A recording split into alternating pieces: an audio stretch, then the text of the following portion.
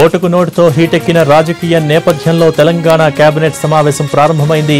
ఉద్యోగాల ప్రకటన, కాంట్రాక్ట్ ఉద్యోగుల క్రమబద్ధీకరణ, డబుల్ బెడ్రూమ్ ఇళ్ల విధి విధానాలపై నిర్ణయం తీసుకోనుంది. అలాగే రేవంత్ కేసు విషయంపైన సమావేశం హాట్గా చర్చ జరిగే అవకాశాలు ఉన్నాయి.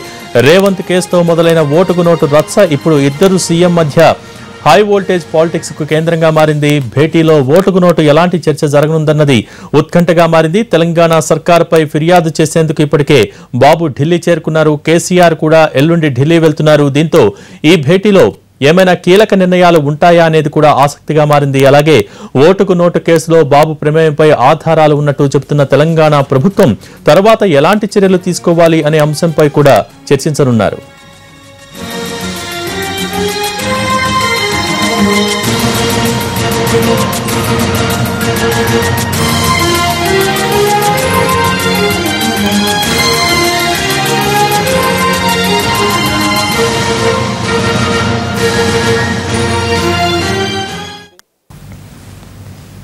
తెలంగాణ కేబినెట్ సమావేశానికి సంబంధించి మరిన్ని వివరాలు మా ప్రతినిధి సోమగోపాల్ అడిగి తెలుసుకుందాం. సోమగోపాల్, టీ కేబినెట్ సమావేశానికి సంబంధించి మీ వద్ద ఉన్న సమాచారం ఏంటి? ముఖ్యంగా ఏ అంశాలపైన చర్చ జరిగే అవకాశాలు కనిపిస్తున్నాయి?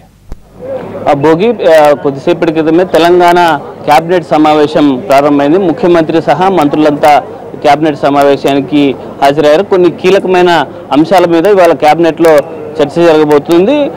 ఏడాది ప్రభుత్వం ఏర్పడి ఏడాది పూర్తయిన సందర్భంగా నిరుద్యోగులు ఉద్యోగాల కోసం ఎదురు చూస్తున్నారు. దీనికి సంబంధించి ఇప్పటికే అన్ని శాఖల్లో ఉన్నటువంటి ఖాళీలను ప్రభుత్వం సేకరించింది. దాదాపు 25,000కు పైగా ఖాళీ పోస్టుల భర్తీకి త్వరలో నోటిఫికేషన్లు ఇచ్చే విధంగా కేబినెట్లో ఇవాళ దీనికి ఆమోదం తెలుపనున్నారు. దీంతో పాటు దాదాపు 20,000 మంది కాంట్రాక్ట్ ఉద్యోగులు ప్రభుత్వ శాఖల్లో పనిచేస్తున్నారు. ఎన్నికల మేనిఫెస్టోలో ఈ హామీ ఇచ్చారు, కాంట్రాక్ట్ ఉద్యోగుల క్రమబద్ధీకరణ ఉంటుందని. దానికి సంబంధించి కూడా 20,000 మందిని పర్మనెంట్ చేసే విధంగా, క్రమబద్ధీకరణ చేసే విధంగా ఇవాళ కేబినెట్ ఆమోదం తెలుపబోతుంది. దీంతో పాటు చాలా కాలం నుంచి నోటిఫికేషన్ లేకపోవడం వల్ల వయో పరిమితిని కూడా సడలిస్తామని ప్రభుత్వం హామీ ఇచ్చింది. దానికి కూడా ఇవాళ కేబినెట్లో ఆమోదం లభించే అవకాశం ఉంది. వీటితో పాటు కొత్త పారిశ్రామిక విధానాన్ని తెలంగాణ ప్రభుత్వం ప్రకటించబోతుంది. రేపు అంటే 12వ తేదీ అధికారికంగా అన్ని దేశాల నుంచి ప్రతినిధుల్ని,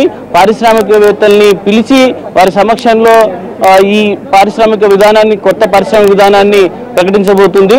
కొత్త రాష్ట్రం కావడం, అలాగే ఆలస్యం లేకుండా అనుమతులు వచ్చే విధంగా ముఖ్యమంత్రి ఆఫీసులోనే ఒక ప్రత్యేక సెల్ ఏర్పాటు చేసి 15 రోజుల్లోనే అనుమతులు వచ్చే విధంగా, పారదర్శకంగా, అవినీతికి తావులేని విధంగా ఈ కొత్త పాలసీని తయారు చేశారు. దానికి ఈ కొత్త పాలసీకి కూడా ఆమోదం తెలుపనున్నారు. అలాగే కొత్త ఎక్సైజ్ పాలసీ కూడా ఈ కేబినెట్లోనే ఆమోదం తెలుపనున్నారు. జూలై 1వ తేదీ నుంచి కొత్త పాలసీ అమల్లోకి రానుంది.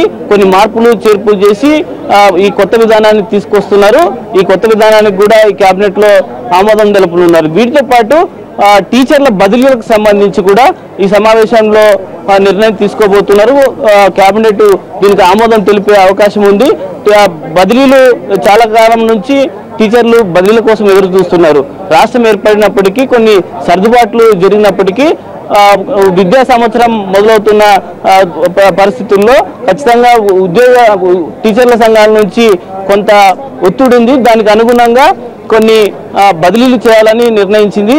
దీనికి కేబినెట్లో ఆమోదం తెలుపనున్నారు. దీంతో పాటు మరికొన్ని బిల్లులు ఉన్నాయి. వాటికి ఆహార భద్రత లాంటి బిల్లులకు సంబంధించి కేబినెట్లో చర్చ జరగబోతుంది. వీటితో పాటు ఈ మధ్య రాజకీయాల్లో కలకలం రేగినటువంటి రేవంత్ రెడ్డి వీడియో ఫుటేజ్ల వ్యవహారం కావచ్చు, చంద్రబాబు ఆడియో వ్యవహారం కావచ్చు, వీటన్నిటి మీద రాజకీయంగా వీటిని ఎలా ఎదుర్కోవాలని దానికి సంబంధించి కూడా కేబినెట్లో చర్చ జరిగే అవకాశం కనిపిస్తుంది. Bhogi, thank you Som Gopal.